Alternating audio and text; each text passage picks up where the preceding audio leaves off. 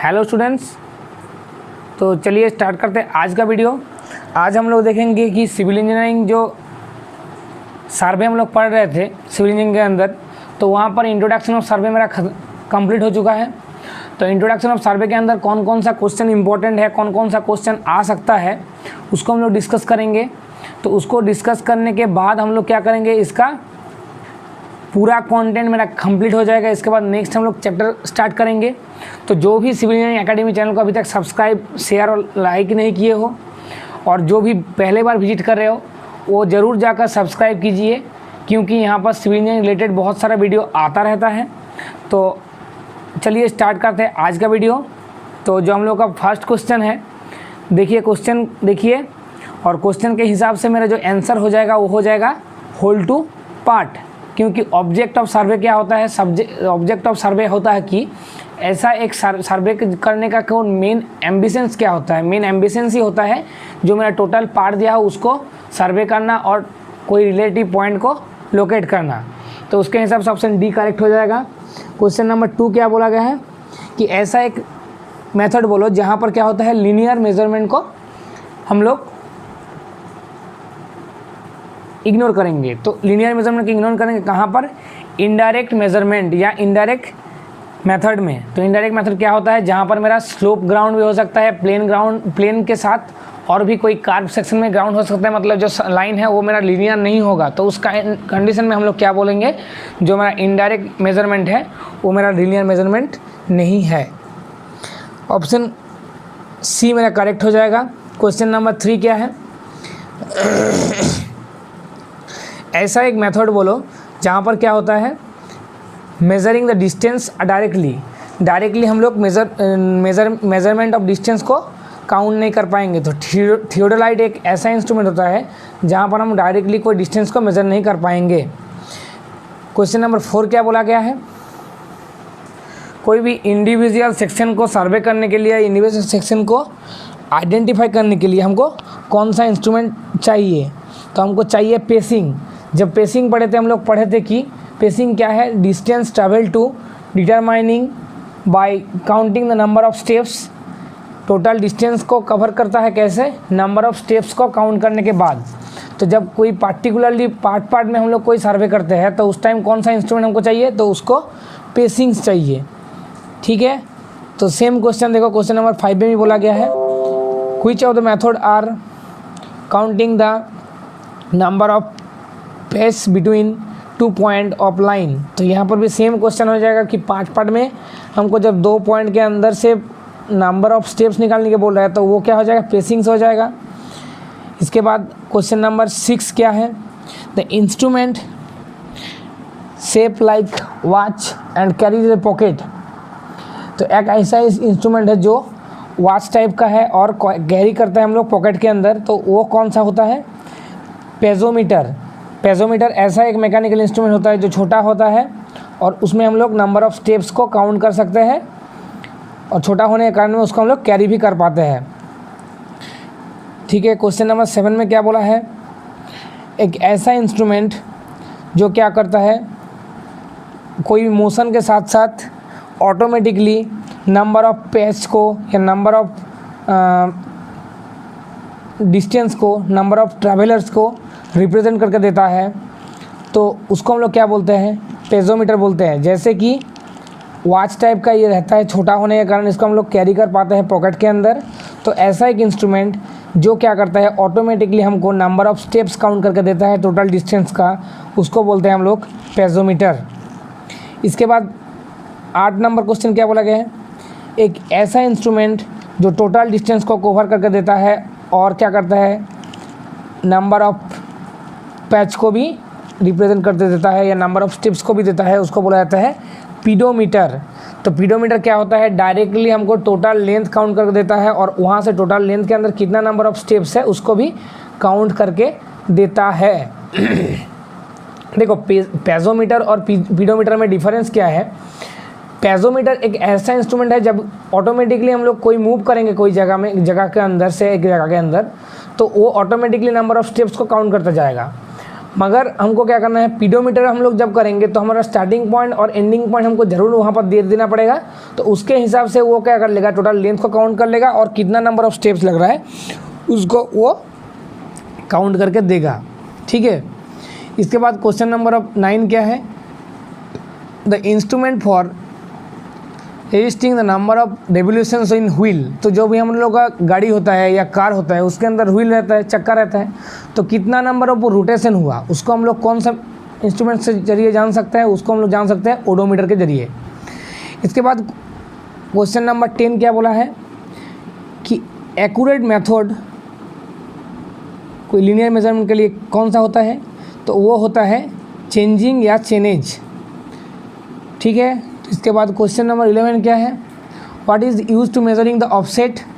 एक ऐसा इंस्ट्रूमेंट बोलो कि जहाँ पर ऑफसेट भी रिप्रेजेंट किया जाता है, बट ऐसा एक इंस्ट्रूमेंट है जो बिल्डिंग के कारण, बिल्डिंग या आर्किटेक्चरल डिज़ाइन में यूज़ किया जाता है, तो वहाँ होता है प्लम बॉब। ठीक है। क्वेश्चन नंबर 12 क्या है,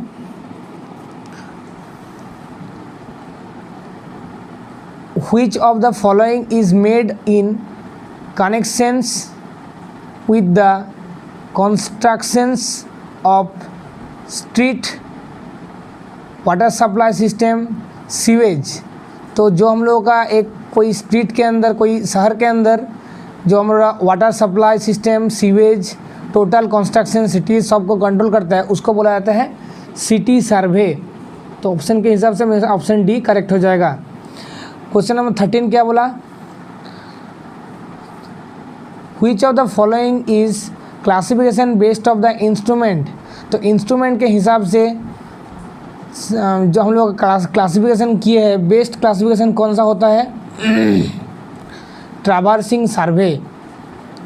जो टोपोग्राफी है वो हमारा इंस्ट्रूमेंटल सर्वे के अंदर नहीं आता है, हाइड्रोग्राफिकल भी मेरा आता नहीं है, कैडेस्ट्रियल भी नहीं आता है। टोपोग्राफी क्या होता है, जब ऊपर से पूरा सर्वे को हम लोग किया जाता है जहाँ पर टोटल ग्राउंड, पॉन्ड सभी इंक्लूड रहता है। हाइड्रोग्राफी क्या होता है, जो पानी के अंदर हम सर्वे करते हैं। कैडेस्ट्रियल क्या होता है, कोई प्रॉपर्टी के अंदर जब सर्वे करते हैं, मतलब जो हम। इसके बाद जो ट्रावर्सिंग होता है, ये एक ऐसा इंस्ट्रूमेंट होता है जो हम लोग का जो इंस्ट्रूमेंटल एक सर्वे का क्लासिफिकेशन पार्ट है। इसके बाद 40 नंबर क्वेश्चन क्या बोला है, determining quantity of effort sufficient data of designs in work such as road and reservations is called। तो ऐसा एक इंस्ट्रूमेंट या ऐसा एक सर्वे का नाम बोलना चाहिए जहाँ पर क्या होता है, जो वर्क किया जाता है रोड का या कोई भी डिज़ाइन का, तो उसको हम लोग क्या बोलते हैं, इंजीनियरिंग सर्वे।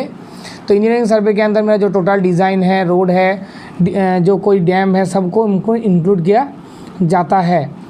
टोपोग्राफी क्या है, टोटल ऊपर से हमको टोटल सर्वे करना पड़ता है। चेन सर्वे, सिटी सर्वे क्या है, सिटी सर्वे हम लोग बोले कि कोई सिटी के अंदर कोई कितना number of water supply pipe है, सीवेज फैसिलिटीज़ है, इसको हम लोग काउंट करते हैं। कैडेस्ट्रियल क्या होता है, कोई प्रॉपर्टी को सर्वे करना पड़ता है। मगर जो इंजीनियरिंग सर्वे होता है, यहाँ पर टोटल जो रोड कंस्ट्रक्शन होता है या कोई भी काम हो रहा है उसको मेंटेन किया जाता है। इसके बाद क्वेश्चन नंबर 15 क्या है, Which of the following is classified based on the number of field survey। Nature of field survey के ऊपर क्या डिफाइन किया जाता है, टोपोग्राफिकल सर्वे को रिप्रेजेंट किया जाता है। इसके बाद क्वेश्चन नंबर ऑफ 16 क्या है, the chain are made of. Chain जो है सर्वे के लिए चेन यूज़ किया जाता है, वो कौन सा मेटल में यूज़ किया जाता है, वो होता है गैल्वेनाइज्ड माइल्ड स्टील के ऊपर बनाया जाता है। ठीक है। इसके बाद question number of 17, the distance between the centers of two conservative middle range are. तो दो डिस्टेंस के अंदर, मतलब एक के बाद एक डिस्टेंस के अंदर जो लाइनिंग रहता है चेन का, उसको बोलते हैं लिंक लाइन या लिंक लेंथ। ठीक है। इसके बाद मान लो एक लाइन ए बी है, एक लाइन बी सी है, तो दोनों लाइन को जोड़ रहा है जो मिडिल पॉइंट, उसको हम लोग बोलते हैं लिंक लेंथ या लिंक लाइन। ठीक है। इसके बाद question number 18, the matrix chains are generally available in. तो मैट्रिक्स चेन्स दो टाइप का होता है, एक होता है 30 मीटर का, एक होता है 20 मीटर का। ऑप्शन के हिसाब से 20 मीटर दिया हुआ है यहाँ पर, तो ऑप्शन सी मेरा करेक्ट हो जाएगा। तो इसके बाद देखो क्वेश्चन नंबर ऑफ 19 क्या है, tallies are fixed at every dash metre length of the chain in 10 metre. तो 10 मीटर का जो चेन होगा उसके अंदर टैलीज रहेगा 1 मीटर छोड़ के, अदरवाइज हम लोग 5 मीटर देखे थे, ठीक है। तो जो मेरा 10 मीटर का चेन होगा वहाँ पर क्या होगा, नंबर ऑफ जो टैलीज होगा are provided in 10 metre, otherwise क्या होता है, tallies are provided every 5 metre and brass ring are provided every 1 metre. तो इसके बाद next question 20, what is provided at every metre of case. 20 metre और 30 metre chain के अंदर कितना ब्रास रिंग रहता है, तो हर एक मीटर के अंदर हम क्या रहता है, ब्रास रिंग रहता है, तो वो होगा पर मीटर। जब बोला है एवरी मीटर तो ये हो जाएगा brass ring. Length of the link in metric chain is, तो हर एक जो लिंक होगा उसका लेंथ होगा 2 मीटर, ठीक है। इसके बाद क्वेश्चन नंबर ऑफ 22 क्या बोला है, the length of the Gunter chain is, the length of the Gunter chain is 66 feet. Next question, the length of the each link in Gunter chain is, तो 66 feet मेरा total length है और number of links है कितना, 100, तो मेरा each link का distance हो जाएगा 0.6 मीटर। उसके बाद next question, how many number of links in a case of Gunter chain. तो हम लोग पहले डिस्कस किए कि गांटर चेन के अंदर लिंक्स कितना रहता है, 100 नंबर ऑफ लिंक्स रहता है। Next question, the length of the engineering chain is, तो इंजीनियरिंग चेन के अंदर लेंथ कितना रहता है, 100 फीट रहता है। Next question, how many number of links are engineering chain, तो इंजीनियरिंग चेन जो होगा उसके अंदर 100 नंबर ऑफ लिंक रहता है, तो ईच लिंक का डिस्टेंस कितना होगा, 100 डिवाइड बाई 100, क्योंकि लेंथ भी 100 फीट है और चेन का जो हम लिंक है वो भी 100 है, तो हर एक लिंक का डिस्टेंस होगा 1 फीट।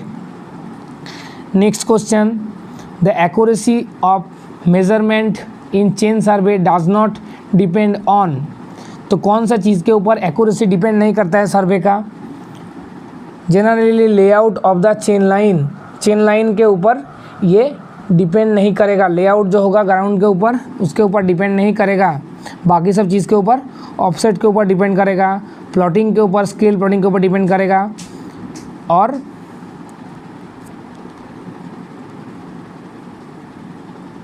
अदर चीज़ के ऊपर भी डिपेंड करेगा। इसके बाद question number 28, a ill conditioned triangle is not angle less than, तो जो ऑयल कॉन्डेंसेंट ट्राइंगल होता है उसके एंगल का जो कॉन्डिशंस होता है वो कभी भी 30 से कम और 120 से ज़्यादा नहीं होना चाहिए। तो ऑप्शन के हिसाब से 30 मेरा दिया हुआ है, तो कभी भी लेस देन 30 नहीं होना चाहिए। Next question, the check line are essentially require, तो चेक लाइन कोई क्या होता है, कोई सर्वे के अंदर सर्वे करने के टाइम में जो सर्वे लाइन होता है उसका एक्यूरेसी मेजर करके देता है। तो क्वेश्चन के हिसाब से ऑप्शन सी मेरा करेक्ट हो जाएगा, to indicate the accuracy of the survey work. Question number of 30, in chain surveying the field work is limited to, जो चेन सर्वे होता है वहाँ पर क्या होता है, सिर्फ हम लोग लीनियर मेजरमेंट कर सकते हैं, कोई एंगुलर मेजरमेंट नहीं कर सकते हैं। तो उसके हिसाब से क्वेश्चन नंबर ए मेरा करेक्ट हो जाएगा। Question number 31, in chain surveying the tie line are provided, तो टाई लाइन क्यों प्रोवाइड किया जाता है, टाई लाइन होता है कहाँ पर प्रोवाइड किया जाता है, chain survey tie line provided किया जाता है to avoid the long offsets from the chain line, chain line से लॉन्ग डिस्टेंस में कोई ऑफसेट रहेगा तो उसको अवॉइड करने के लिए हम लोग टाई लाइन प्रोवाइड करते हैं। इसके बाद next question, the limiting length of an done does not depend upon, तो ये मेरा ऑप्शन डी मेरा करेक्ट हो जाएगा, ठीक है। इसके बाद क्वेश्चन नंबर ऑफ 33, तो chain survey is well adopted for, तो चेन सर्वे कहाँ पर सबसे सूटेबल होता है, वो होना चाहिए चेन सर्वे मेरा स्मॉल एरिया और ओपन ग्राउंड के ऊपर सबसे सूटेबल रहता है। Question number 34, the curvatures of earth are taken into account when the area is. हम पढ़े थे कि जब कर्वेचर ऑफ अर्थ को हम लोग टेकन करते हैं तो वहाँ पर क्या होता है, वहाँ पर जो एरिया होना चाहिए वो एरिया होना चाहिए 250 किलोमीटर स्क्वायर या 195.5, जो भी क्वेश्चन के हिसाब से दिया रहेगा उसको करेक्ट करेंगे तो ऑप्शन के हिसाब से मेरा सी करेक्ट हो जाएगा। The slope corrections is, the slope corrections का फॉर्मूला क्या है, हम लोग स्लोप करेक्शन पढ़े थे कि h²/2l होता है मेरा स्लोप करेक्शंस। h क्या है, हाइट है, लेंथ, और l क्या है, length of the object to stations. तो h²/2l मतलब ऑप्शन ए मेरा करेक्ट हो जाएगा। इसके बाद question number 36, the cross taps in A instrument use for.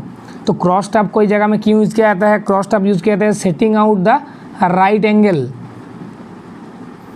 तो आज का वीडियो इतना तक ही था। वीडियो कैसा लगा कमेंट सेक्शन में ज़रूर बोलिए, और जो भी वीडियो को पूरा देख रही हो वीडियो कैसा लगा वही बोलिए। और वीडियो कंप्लीट करने के बाद कोई प्रॉब्लम को आता है तो कमेंट सेक्शन में ज़रूर कमेंट कीजिए, हम ट्राई करेंगे उसका सॉल्यूशन करने के लिए। तो मिलते हैं नेक्स्ट वीडियो में, और सिविल इंजीनियरिंग एकेडमी को बहुत ज़्यादा सब्सक्राइब, लाइक और शेयर कीजिए, क्योंकि सिविल इंजीनियरिंग रिलेटेड वीडियो यहाँ पर कॉन्टीन्यूसली आता रहता है। तो चलिए मिलते हैं नेक्स्ट वीडियो में। Thank you.